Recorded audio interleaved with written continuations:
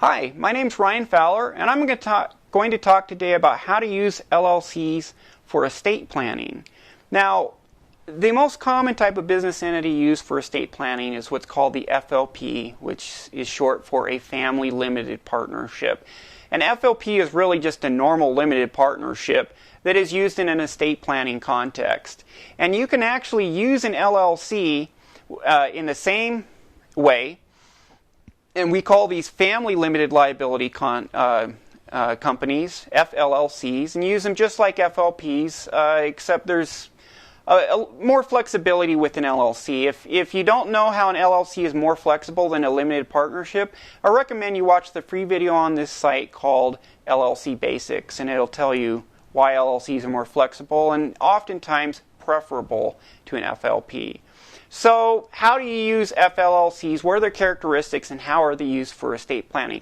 Well, one of the things is you can put investment assets or business assets into an FLLC, and the parents who are going to pass wealth to their children, that's the estate planning part, they can continue to manage all of those assets, 100% control over those assets in the LLC, but then bit by bit they can gift interests in the LLC, ownership interests, to the children. They can even make what's called a split gift. Normally you can make a tax-free gift of $13,000 a year to each donee, each recipient.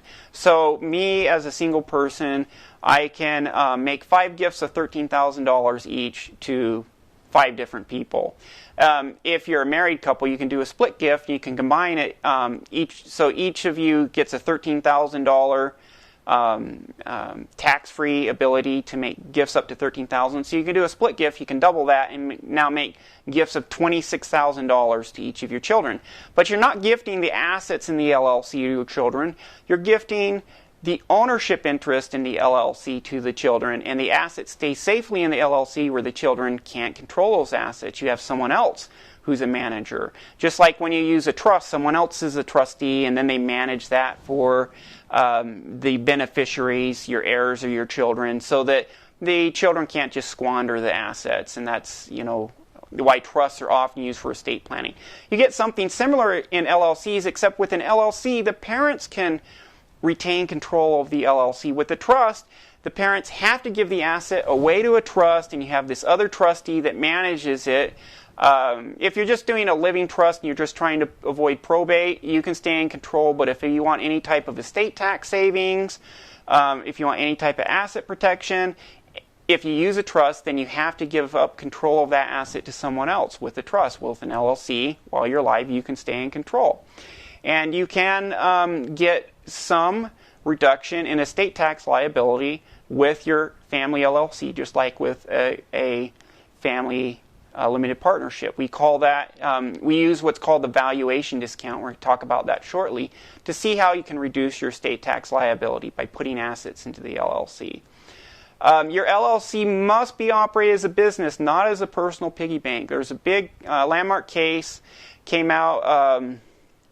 There's this 2005 California bankruptcy case called In re Turner. The judge basically says, listen, LLCs, limited partnership corporations, they're business entities. If you just put assets in there and there's no business purpose, you just put your personal vacation home or your personal residence or just your cash bank account into the LLC just to shield it from creditors or for estate planning, but you take the money out all the time to pay for your personal expenses instead of taking out profits like a normal business would. You take profit, you're just paying your car payment directly out of the LLC bank account, or it's just a strictly personal asset like your home.